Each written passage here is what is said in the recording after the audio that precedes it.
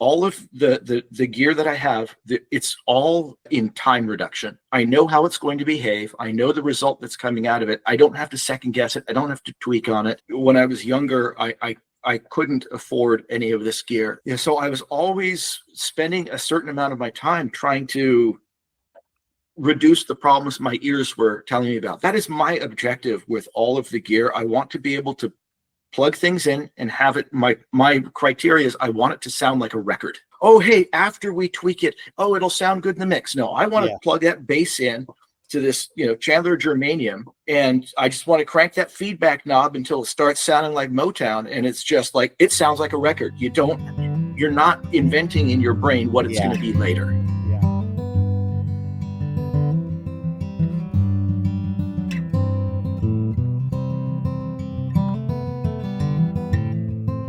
All right, welcome back to another episode question mark. I don't keep track of what episode we're on, of Vanguard Conversations, I guess, is what we've informally started calling this.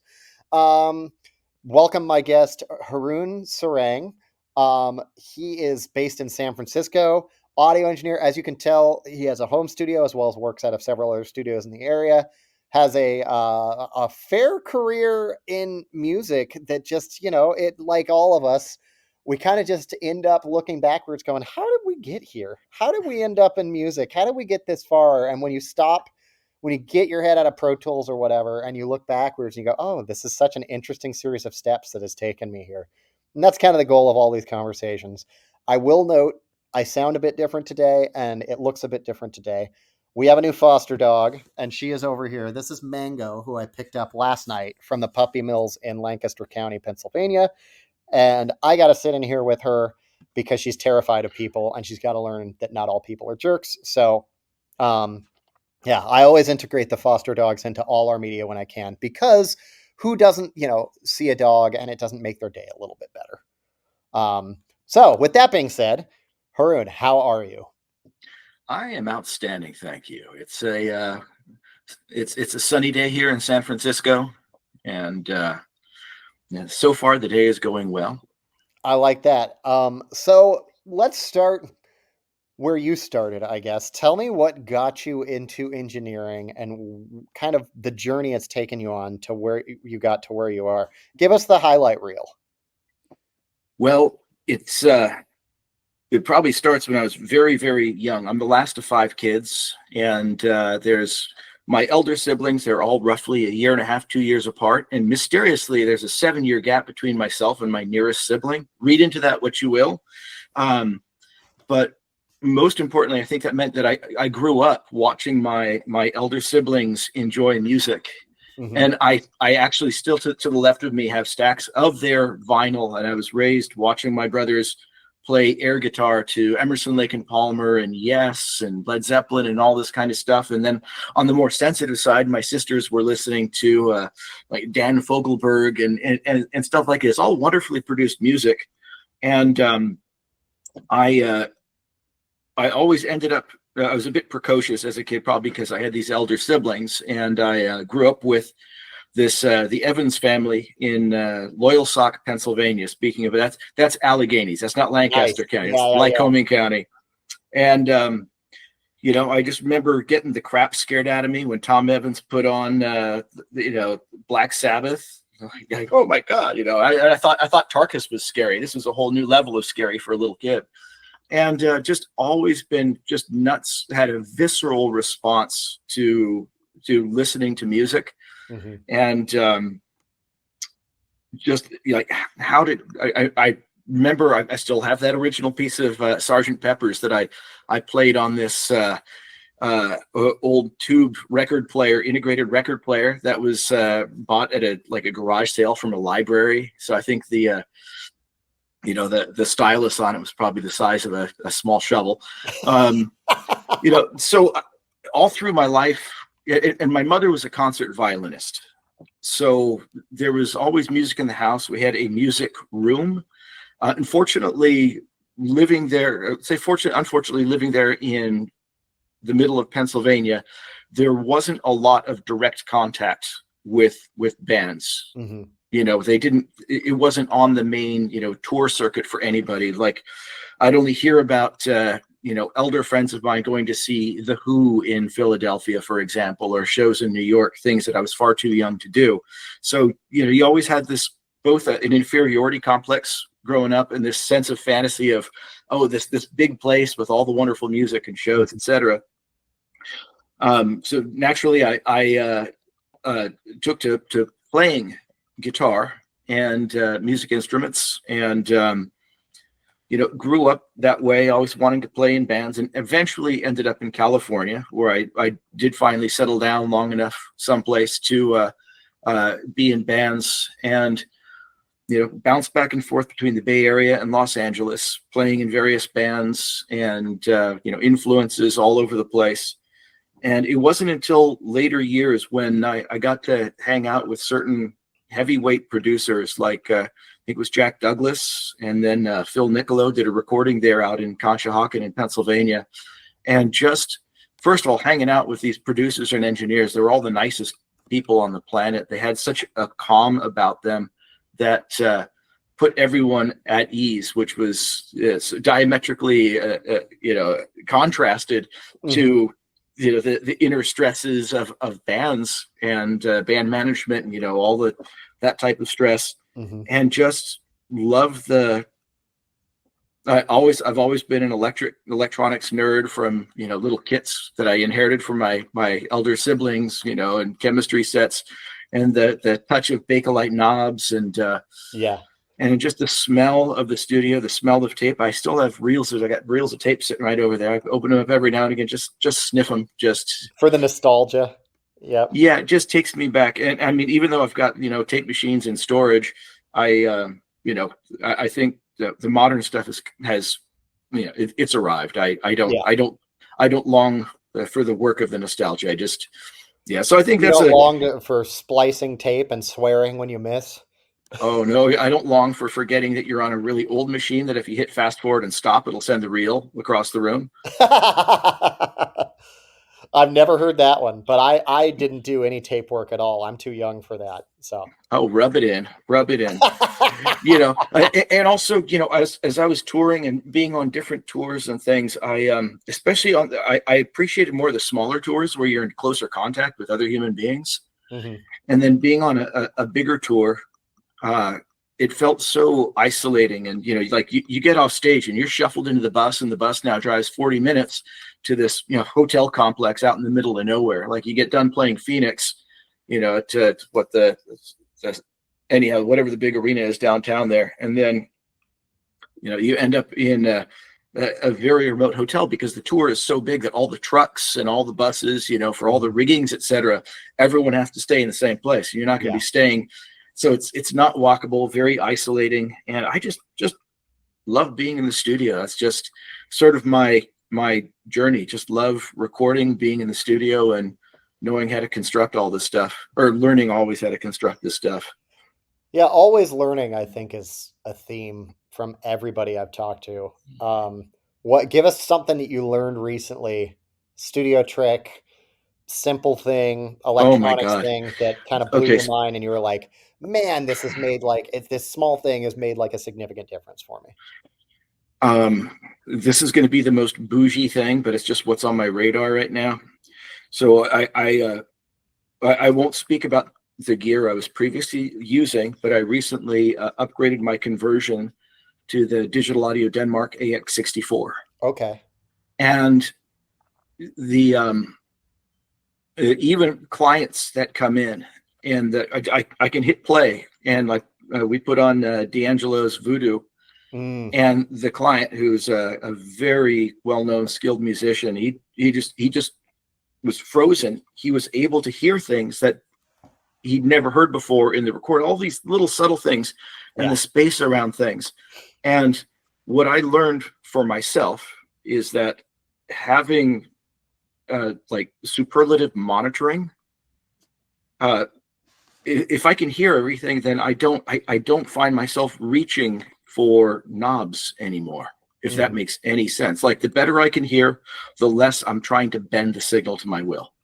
not my will. You know what I mean? When Yeah. you're listening to the mix and like, okay, how do I skin this cat? It's just kind of like you can just see the path immediately. It's just quick tweaks, and that's what I learned for myself. So what's your monitoring setup look like these days? It's so both the Digital Audio Denmark and the monitors were the influence of a wonderful salesperson by the name of Randall Cunningham, who always sends me in the right direction. Like, I think, hey, Randall, I want to go check out this piece of gear. And he goes, maybe you want to look at this thing over here. And I do, and it blows my mind. He got me into some monitors I was completely ignorant of. They're from England. They're called PMCs. Yes. And these things are just, I just don't know how to describe how wonderful they are. They're microscopic and surgical without being dry. They translate well. You know, I used to have 3 different monitor sets, you know, NS10s and the stereo speakers and other things that I'd switch back and forth between. And the PMCs, and I always check on my iPhone and stuff like that, but they just translate. If it sounds right on the PMCs, they sound right pretty much everywhere.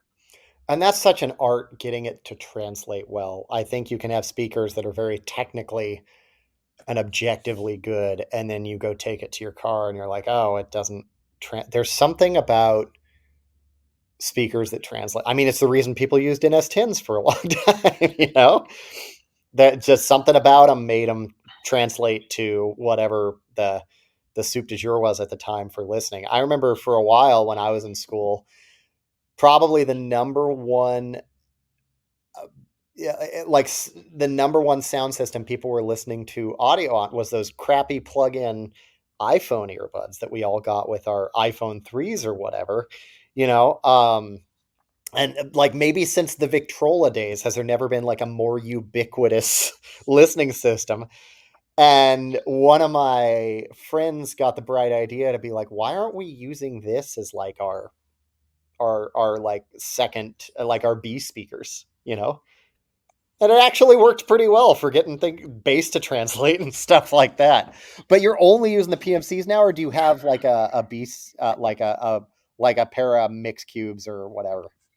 I mean, I can turn. I've got up on the shelf right up here. Let me see, next to the oscilloscope and the meters and things.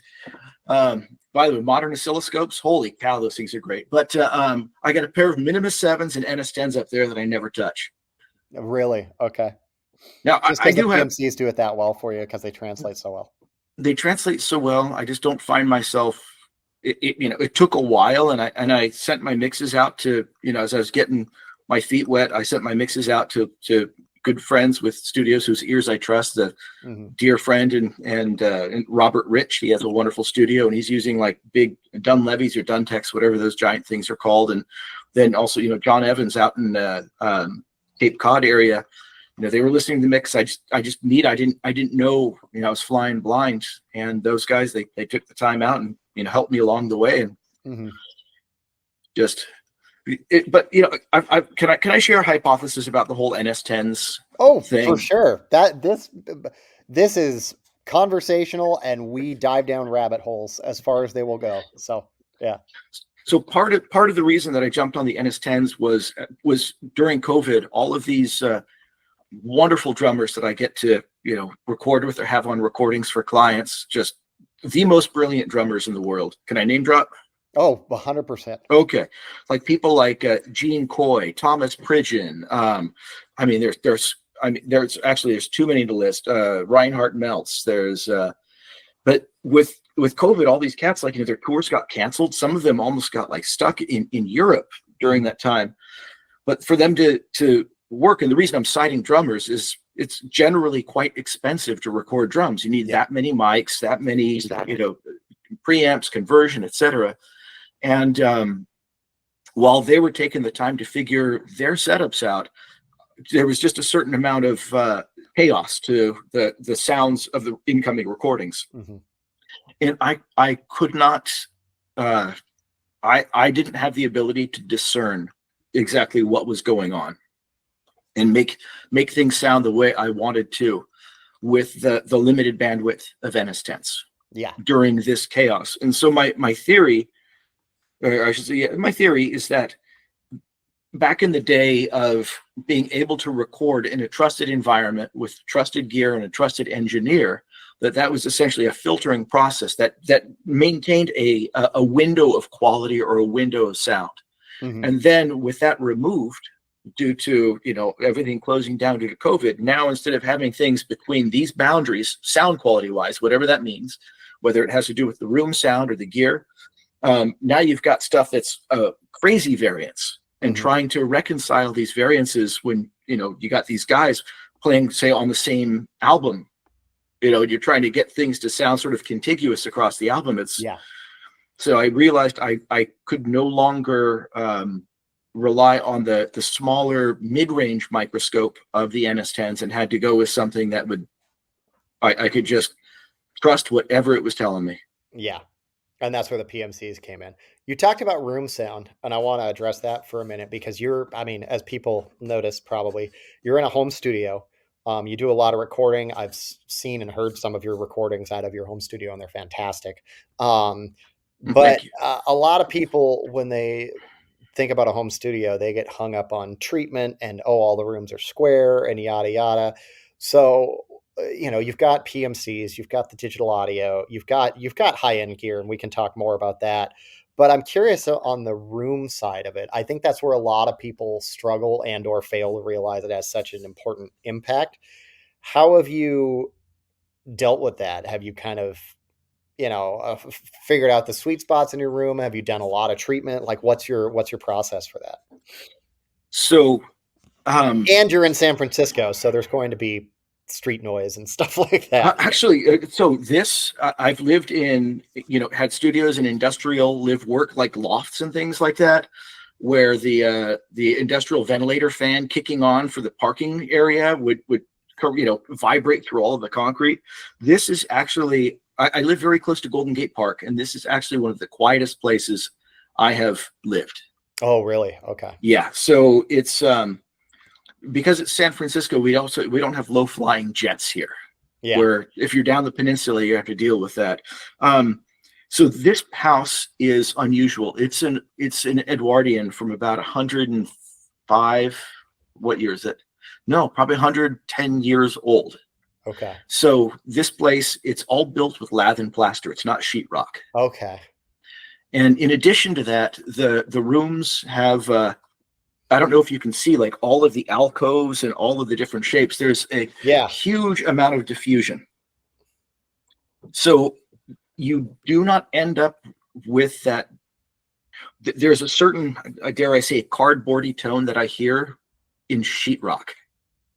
No, you're not wrong. I mean, it's literally covered in paper. So, so this place does not have that sound. And, to my knowledge, like Rudy Van Gelder was recording in a house, I got to meet, the engineer from Quadrophenia and part of Physical Graffiti, explaining how he recorded in that chateau in the foyer in France, for example, for the Led Zeppelin side of things. So I prefer the sound of natural spaces. Now, the other trick about this room is, yes, I did calibrate the room, and my calibration was not trying to get the room to be quote unquote flat. What I was shooting for, somewhat pun intended, was to make sure that the decay was relatively equal across the frequency spectrum. So you weren't focused on the frequency response. You were focused on, like, the waterfall graph, the decay. Precisely. Interesting. So that you don't get resonances hanging around and skewing things. Yeah, masking other frequencies. I had a resonance at around, I think it was around 95 hertz that was hanging around for 500, 600 milliseconds. Oh, that's a fair bit. And I mean, low frequencies, these wavelengths are measured in meters. Yeah. It's now, the other cool thing about this place is this house, it's not enclosed. So this back here, that opens up to the entire house. Okay. So I don't need a bass trap. I don't need things behind me to soak up the bass, because it just keeps going. It soaks up the bass around behind you. Yeah. Yeah. So that's a benefit in a home that you definitely would not get from if you're building a control room, you'd have a hard time, Yeah. you don't have that much real estate. Of course, you'd have to put dedicated traps in the back to prevent that buildup. Yeah. And my listening space here is, I feel, is better than a lot of purpose-built studios. That's great. And you think the calibration has a lot to do with that as well as the house? Yes. And what did you use for calibration? Just out of curiosity. The microphone I used was an Earthworks TC30K. Okay. And then the preamp I used was a Millennia STT1 in Nice solid and state clean. mode.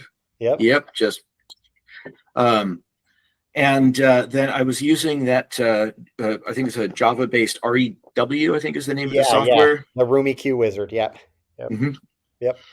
It's a common one. So you kind of went open source on it in a way, you're not using a dedicated Trinov system or anything like that. You're going full DIY and still managed to get a great tuning. So you were doing, so what do you do? Like throw an EQ across the master bus? Like what's your Well, no. I mean, so the Digital Audio Denmark does have that feature if I wanted to use it, and I might recalibrate reshoot the room and see what it thinks. But you did it analog. You did it with treatment. Yeah. Okay. Yeah, I shot it. I treated the room just to deal with those resonances and those near reflections. Like here, I'm gonna keep this like. Okay, gotcha. Yeah. Right, and those are thick. Yeah, those are 6 inch, pushing 6 inches or so on those. Oh yeah. Is that rock wool or those custom built then or? Those are the GIK.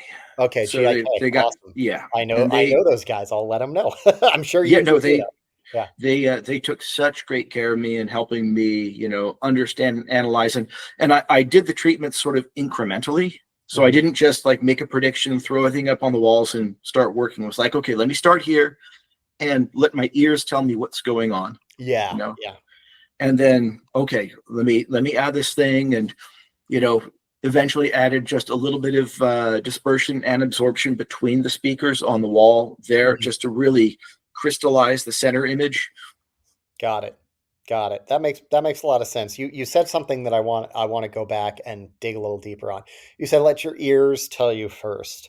And I think that's something that especially younger engineers struggle with now with all the visual aids we have for mixing, like real-time frequency analyzers on our EQs and the visualizations of compressors and stuff. Like I know that's something I struggled with when I was mixing in the box and I had to learn to get away from. Even with the NS10s, the old like crinkly cone trick for the bass, right?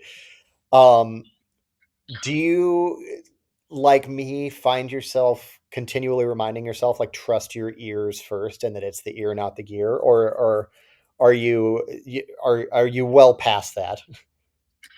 Oh, no, have you ever seen this sort of auditory hallucination thing where I'm trying to remember where they'll have somebody saying a particular word and then that word will be spelled out. So they might be saying like Bob, and then there will be I can't remember some letter.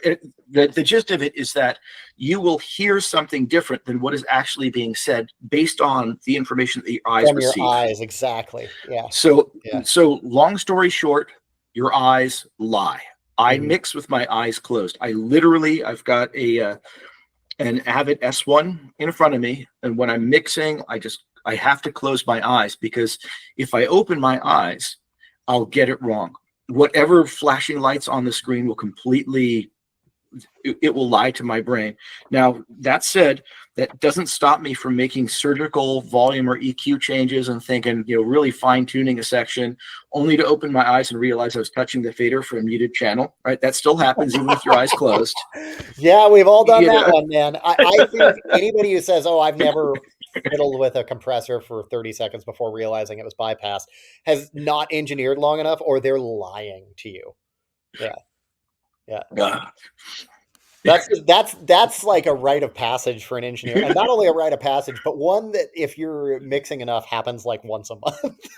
Oh yeah, but it's at that point too, it's a good reminder that it's like, okay, you need to take a break right now. Yeah. Right. You got to sit down, give it the 20-minute break, go freshen up.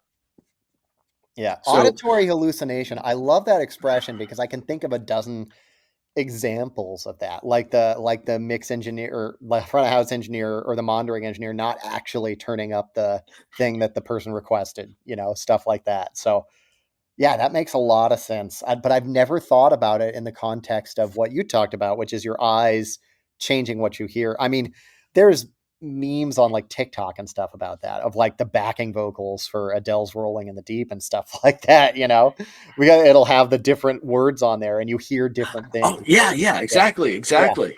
So that's a tremendous bit of insight I'm going to have to tuck away. And it happens in mic development too, by the way, where I'm convinced that I've done one thing that's made it better. And then we go into a blind test and it's actually not the case. And you have to do some backtracking. Like you really have to, the reason double blind studies exist is because human bias is just pervasive in everything we do, right? Including and up to mixing and developing microphones. So I think that's a really brilliant bit of insight. I want to talk a little bit more about gear because I know you have an affinity for higher end things, whether it be coffee. Judd raves about your coffee. He says, I liked going up to see Haroun because I knew I was going to get a fantastic cup of coffee. Also, tea. Correct me if I'm wrong. You have your own tea company? Is this correct? Oh no, no, no, no, Okay. no. I might call it my tea company only because it's the place down the street that has just killer teas. You sent That's me some, and it's phenomenal. The oolong was right up my alley. oh god, yeah, Yeah, that one. yeah. As less of a fan of like a black tea, that oolong was just perfection. So thank you for that. But I want to talk about like it feels like when you talk about gear, you really think about, okay, I'm investing in a high end piece of gear for a long time. Hmm. And that means that you have to make these high value decisions, like high monetary value decisions. What's your process for when you're like, okay, I've identified a problem and I need to solve it, and it's not something I can solve without spending money.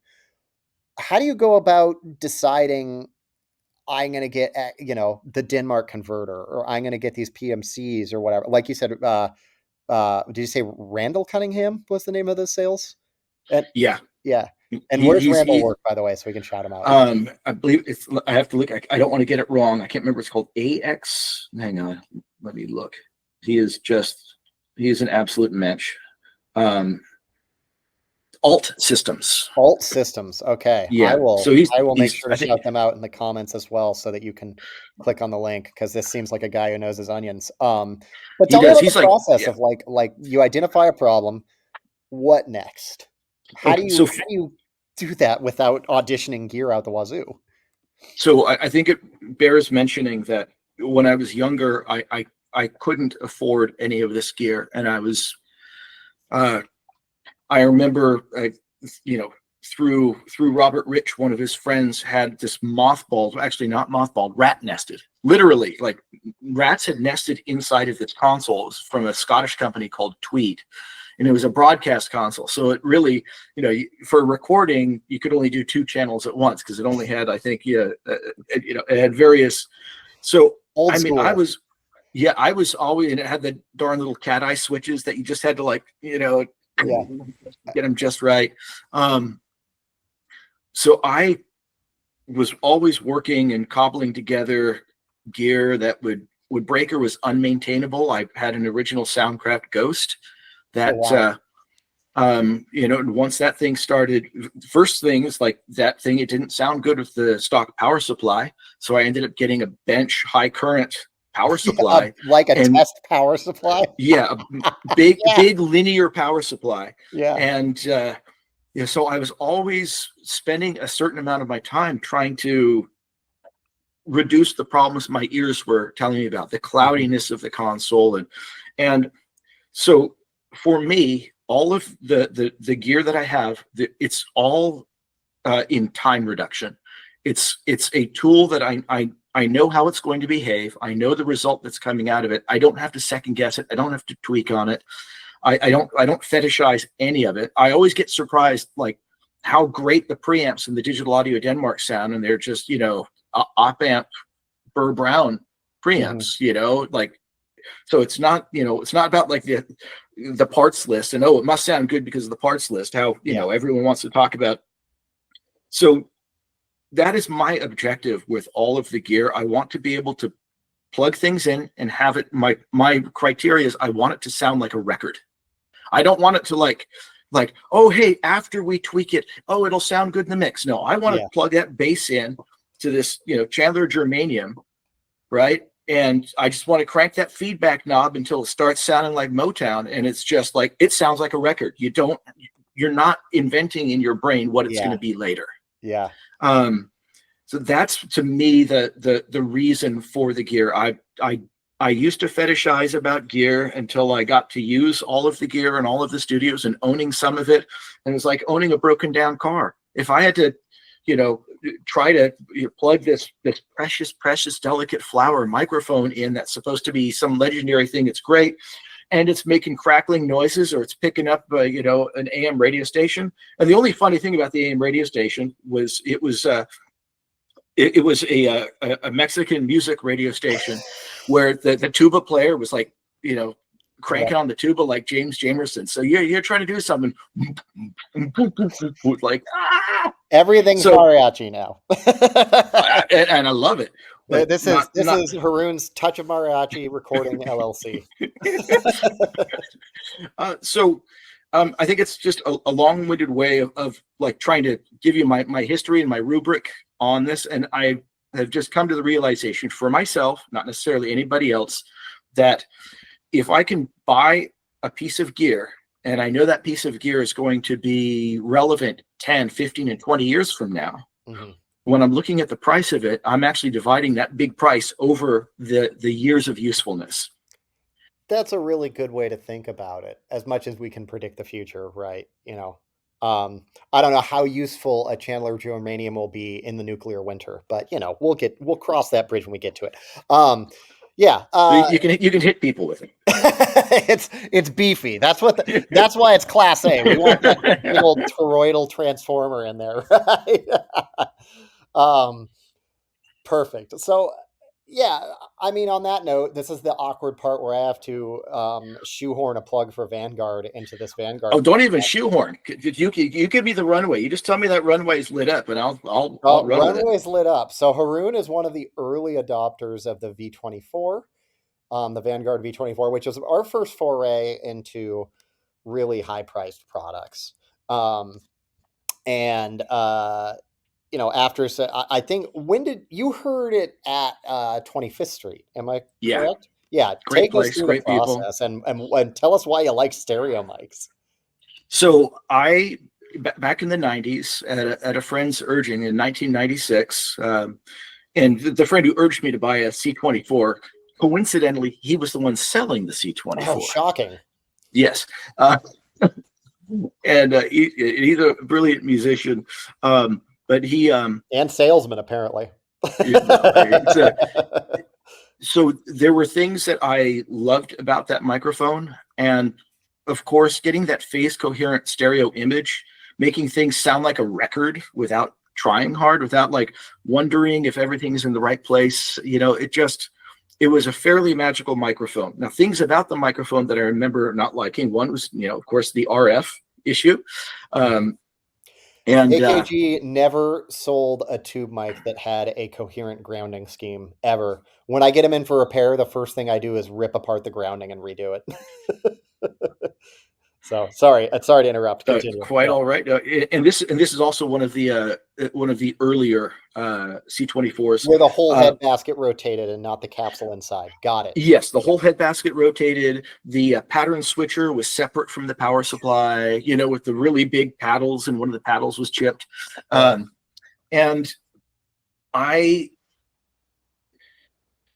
so this name's going to keep coming up is my dear friend Robert Rich. He's a very well-known musician, ambient musician, groundbreaking guy on that field, but he also does mixing and mastering, and his listening rooms have always been, you know, superlative. And getting to listen to great sounding stereo albums like the Mark Hollis, the singer from Talk Talk. He has a solo album that just, it's got a particular, recording technique, tremendous amount of dynamic range. And, being able to capture sort of 3D like that, or the same way Oz Fritz manages to capture Tom Waits recordings. So I really love things being very 3D sounding. And then Robert Rich, told you I'm going to plug him a lot, but it's just the truth. He, he's allowed, shared his microphone journey with me with his instruments, and he's the one who actually put Vanguard on my radar. That he bought the V24, I think is what it's called, and he said it because he and I we are not fans of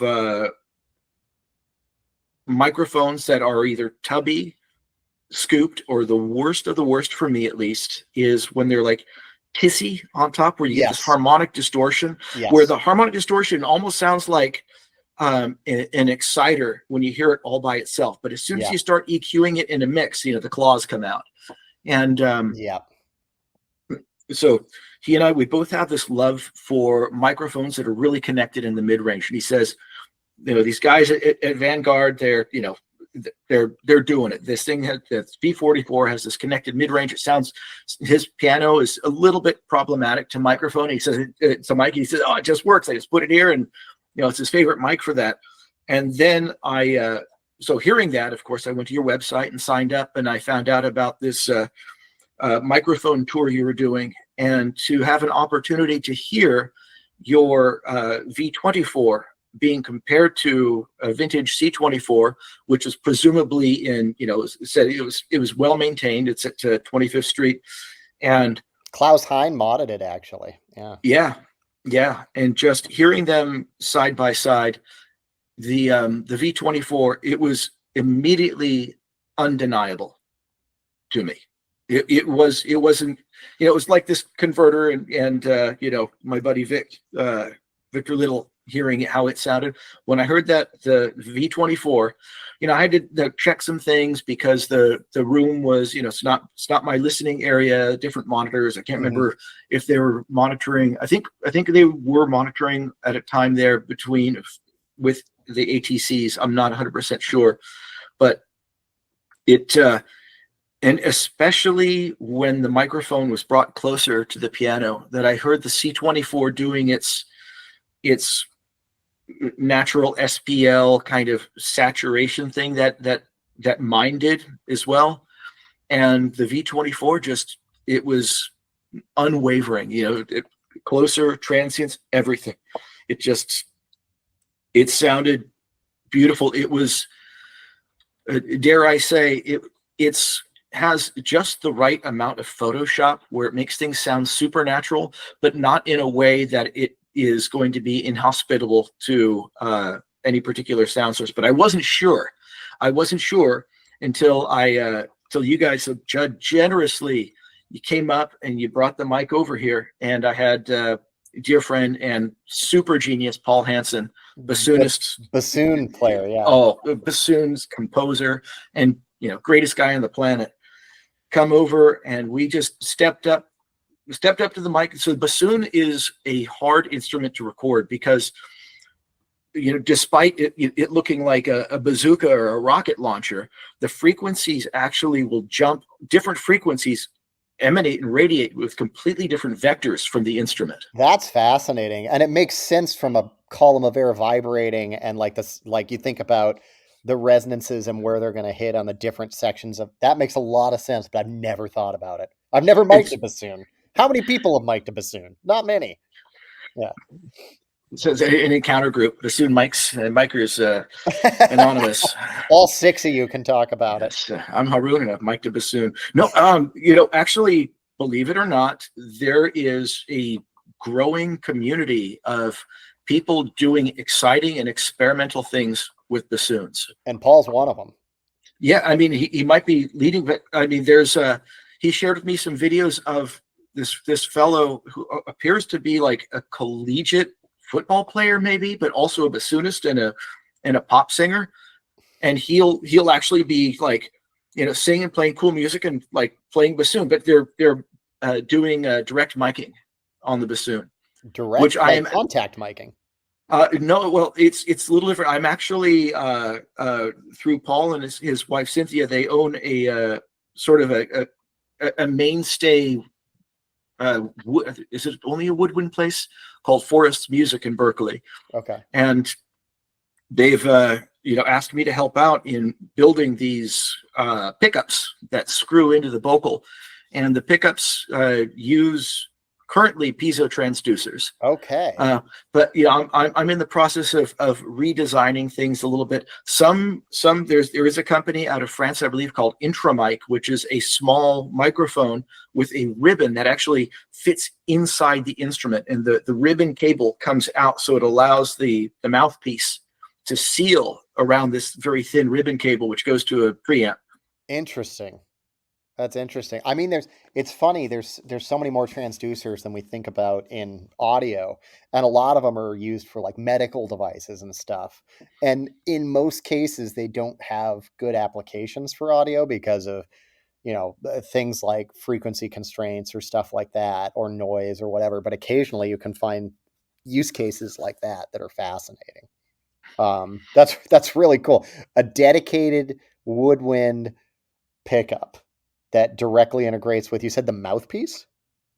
Well, in this case, the bassoon is the vocal, which is the metallic, straw-like piece, which seals into the instrument, and on the end is where you would press in the double reed. I believe you. I believe that those are all real words. The vocal. That one's going to be in a crossword sometime. It's like vocal, but with a B. The vocal. Got it. I will try and remember that one. I hope I'm pronouncing it correctly. I think you spelled it correctly, which is most important. But anyways, continue. We're talking about V24 bassoon. Yeah. So the V24, it has a so for me, when selecting mics, I think of them as camera lenses. Mm-hmm. And depending on, whether it's a wide angle, a macro lens, a zoom lens, everything, you have to take into consideration everything else that the microphone is going to pick up. And the V24, it has this particular reach to it and adjustability that allowed me to I could just put on the headphones. I could get the mic, just right where it needed to be. Had mm-hmm. Paul run through the frequency spectrum, and the reach of the mic got the whole instrument, where other mics I had used in the past, I've tried everything over the years, to vintage C12 capsuled 414s, the old ones with the brass, the EB, that did not work for me at all. That was one of those smiley face things that was not graceful on the bassoon. Not to say it doesn't work for other applications, it just didn't work for me on the bassoon. It just worked, and it took only about 15 seconds of mic positioning. That was it. And this is what I mean about the gear and time machines. I'm not sitting there, spending a whole lot of time.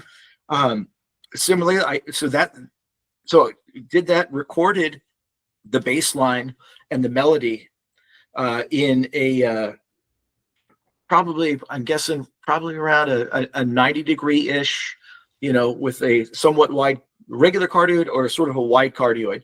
But then there were these background pieces of bassoons. So in that case, I moved it from over here in the room where it's fairly treated to right behind me in the dining room area. Picking up reflections instead. So I put it there for the backup pieces, but in bloom line.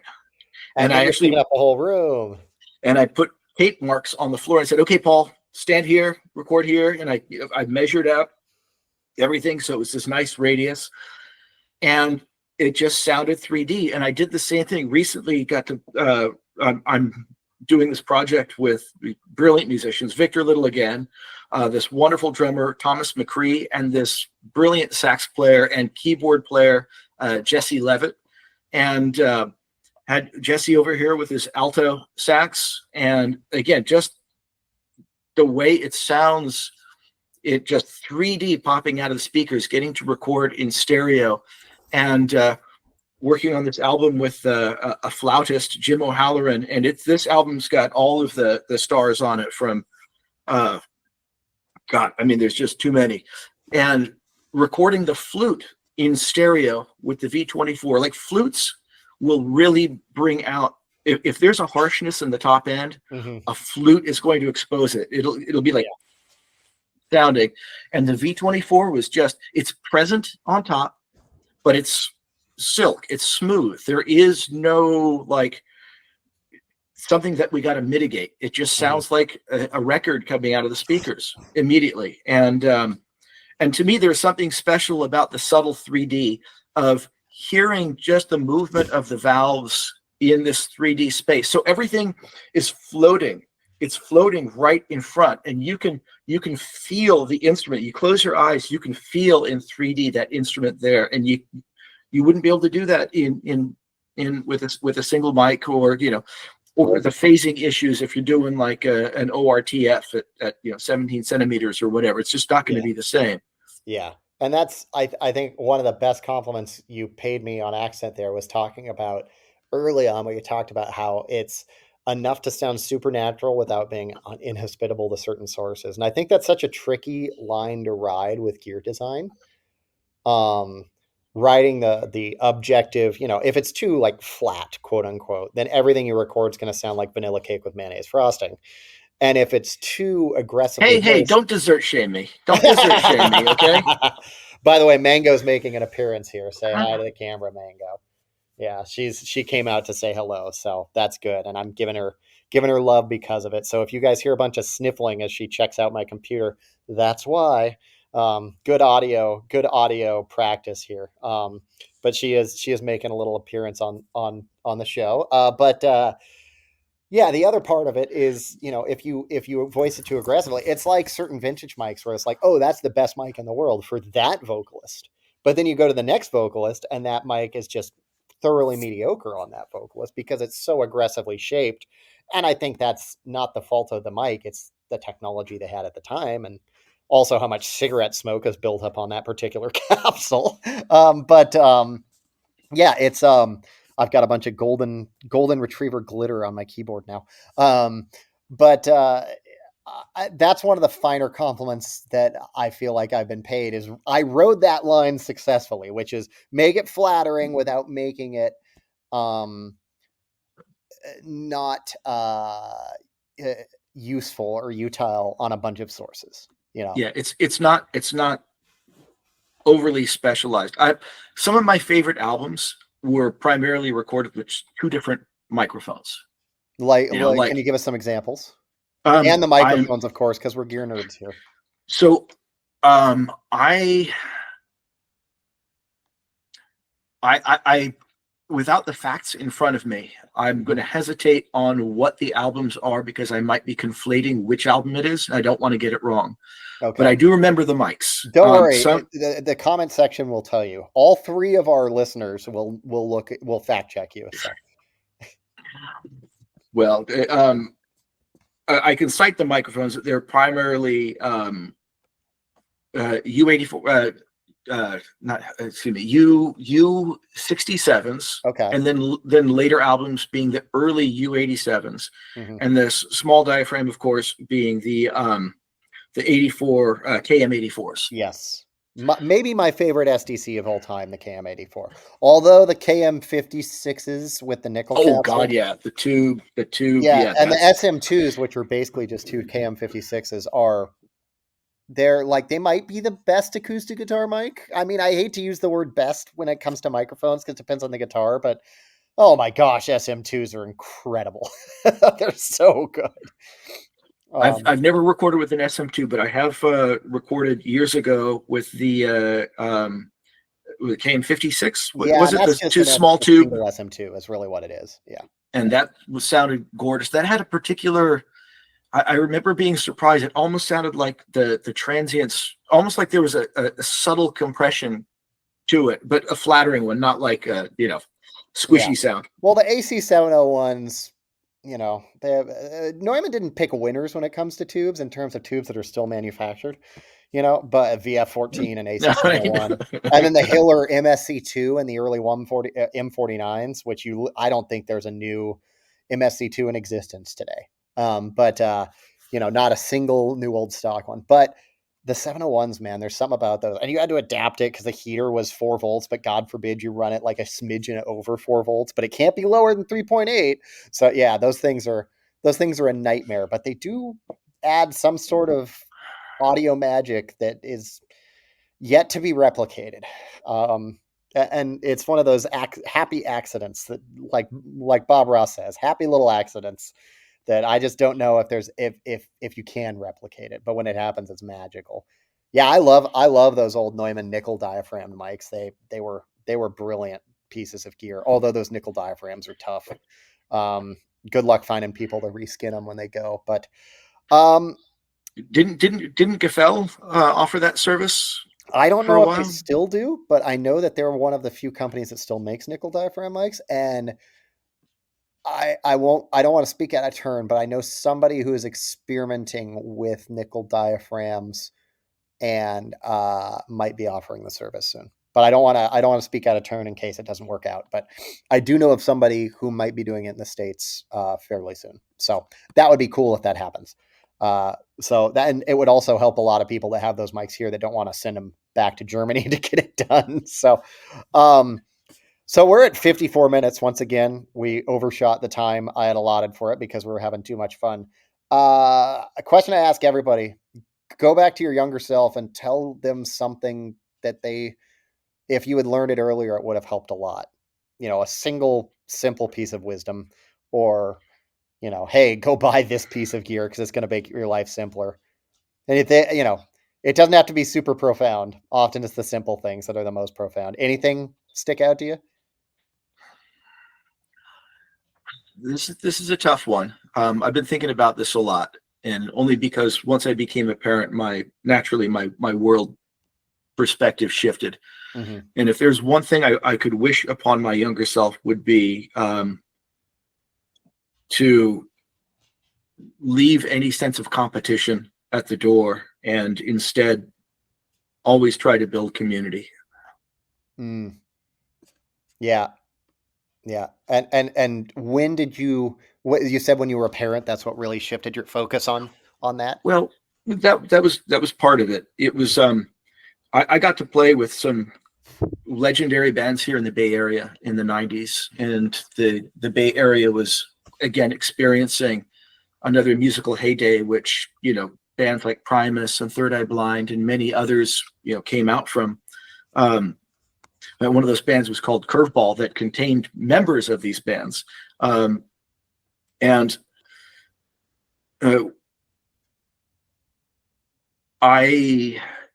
remember being much younger and having the sense of musical competition.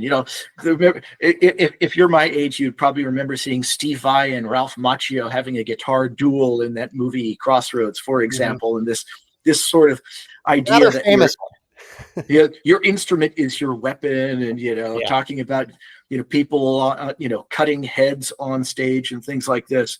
And sorry, this is long-winded for a quick quit, but no, it's fine. I've been just digesting a lot of documentaries over the years and seeing what made anything really work, whether it's the Stax Music documentaries and just the sense of community, like the documentary Echoes in the Canyon about Laurel Canyon. Mm-hmm. And again, it was that sense of community and everyone being able to work together and to create, and that elevates everybody. And I don't feel that we've had that consistently here in the Bay Area for a while, not assigning any blame to anyone, but that, it's hard enough for people just to keep a roof over their own heads and to make a living, but it only will make us all stronger if we can work together and support each other, so to be fans of each other, honest fans. Yeah. And, right. That not to take that community for granted, and to also, take responsibility for fostering it. Yeah. I think that's there's a lot of wisdom in that, because in modern economics, art has this really weird place that I don't think we've fully sorted out. I think in America, we really haven't sorted it out. But in other countries, like Canadian radio has like protective measures to help inspire Canadian. In France, if you can, prove that you're an artist for X amount of days, there's a subsidy, because they recognize that there's an inherent value of art that isn't able to be measured well monetarily. But if it was gone, we would all miss it. And because of that, I think that competition mindset, like you talked about, has creeped into music. We treat it like a zero-sum game sometimes, especially like you said, we got to feed families, we got to put roofs over our heads, and that's harder and harder in the music industry in 2025. But it's something I didn't learn early as well, and now when it comes to microphones, I view anybody who's doing something interesting and new in microphones is like, you're not my competition. You're a fellow lover of this craft, and music is inherently, I think, yes, music's deeply personal, but like, music is a community vibe, like, bands and orchestras and playing around a campfire and all this stuff, how there's something nice about sitting alone with your instrument, but I don't think that encapsulates the connection that music brings. So I think that's a really, really strong point from you. When you say foster that community, I'm curious if you have any concrete examples of ways we can do that as musicians.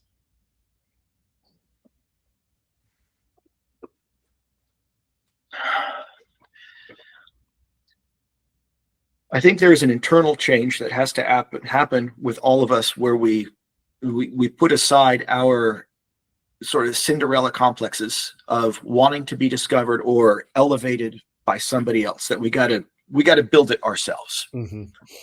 I grew up with I didn't realize until afterwards that it was a Cinderella complex of, playing the showcase and to try to get signed. Yeah. Like countless showcases, try to get signed, that'll solve all the problems, right? I'll prove my parents wrong. So, on one internal change is like, we can't relegate that responsibility to those external. We got to take responsibility for it ourselves. Mm-hmm. And, and to do our best to bring our best selves to a session or a gig wherever possible. Yeah. That we don't, this gig, I accepted the gig, but the gig doesn't pay as much as this other gig, so I'm not going to bring my best self. Yeah. Who ultimately pays for that? The community pays for it, because the music is not as good, or it's not going to be as elevating to the audiences. Yeah. And while it might not drop off a cliff, but these sort of trending towards mediocrity it's going to hurt the entire musical community. Yeah. Yeah. So that's one side of it. Same thing on the recording. I'm passionate to a fault, and I'm a perfectionist to a fault, very much to a fault.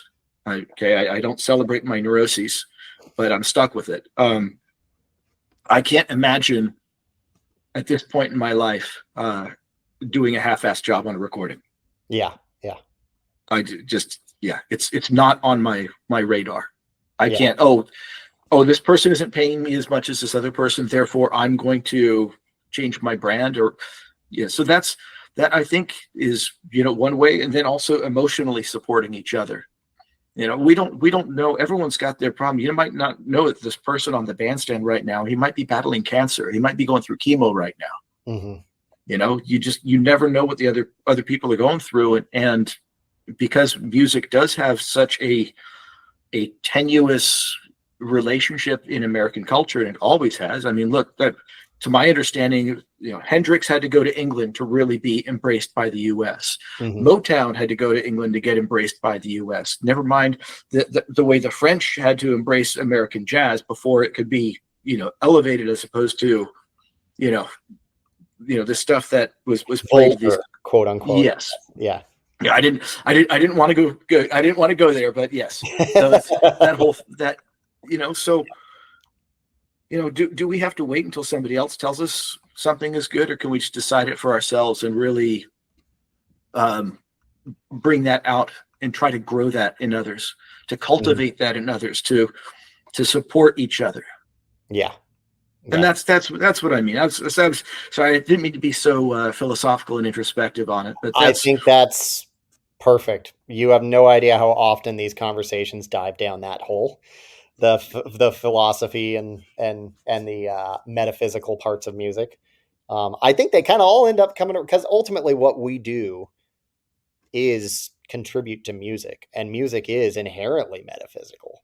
Like there's something it does to us on a soul level, on a spiritual level, you might say, that yeah, it's air vibrating and yada yada, but um, you can try and scientifically explain it, but you can't explain why that song makes me feel exactly the way it does, and how it might make a mass of people feel the same way in all sorts of circumstances.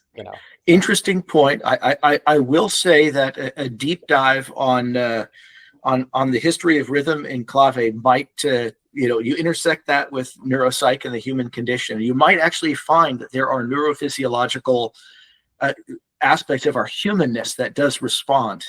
Have you read This Is Your Brain on Music? Yes, That's but not in a long one. while. That's a solid one. Yeah, there's a book. I hesitate to cite it because it's overly nerdy. It's written by a now deceased, but a professor of, I believe, mathematics and computer science from McGill and Yale. I think his last name is Toussaint, and it's the mathematics of musical rhythm, I think is what it's called. But definitely, you don't have to ever apologize about being too nerdy on these conversations. By the way, yeah, that's how these roll, man. But so it was called The Mathematics of Musical Rhythm. Yeah, I can just run to the other room and grab it. Oh, it's fine. I'm sure I'll be able. Yeah, but it's Toussaint. Toussaint. I'm 99% sure that is the author, and I think where it breaks down a little bit is, as all Western. It doesn't use Western notation because Western notation can't get what they call the micro rhythms. What people hear in Jay Dilla's music. Those very, very small variances. And some academics have actually tried to create alternate notation systems than what we currently use in Western music in order to capture these types of things. Nothing really caught on. So in most cases, people are using just a circle, logically using a circle rather than a linear form to transcribe what is happening polyrhythmically. Interesting. Okay, I'm gonna have to go check that book out as soon as we get off this conversation, because there's definitely a part of my brain that's tickled by that notion. So, well, we're an hour and 5 minutes in. I should probably let Haroun get back to work, but thanks to everybody for tuning in. All two of you that made it this far, we very much appreciate it. And Haroun, where can people find the music that you've made, reach out to you about questions they have, hopefully hire you for a session in your fantastic studio with, if I might say, a fantastic stereo microphone? Oh, it's a wonderful stereo microphone. The best way to reach me, and again, I'm terrible at self-promotion because I'm spending so much time actually recording and mixing. I really need to, I'm ashamed. But Haroun at harounserang.com, or you can go to the website harounserang.com, which is just, pretty much a way just to get a hold of me. It doesn't have a bunch of the recordings. If you want to hear most recent stuff I've done, Paul Hanson's latest record, Calliope, featuring Paul Hanson, Billy Cobham. It's got a cavalcade of stars. Victor Little's music. There's all kinds of stuff that's been going on. I'll ping you for a list, and we'll post some links. All right. I feel bad that I'm not good at self promotion. Oh, it's fine, man. I think there's a reason why there's literally a job called promoter in the music industry. Artists are great at art, but you ask them to balance a checkbook with a gun to their head, and they're gonna die. You know, that's how some artists roll. You know, I was just talking to somebody about this. Intelligence is narrowly defined, right? Like we can be really good at this thing and then really lacking at this skill. That doesn't make us unintelligent. It just makes us bad at self-promotion. You know, I am bad at video editing, which is why these conversations look like they do right now on your screen, ladies and gentlemen, because I just use a screen capture because I'm lazy. So, all that being said, thanks very much, Haroun. Check the links in the description, and we will see.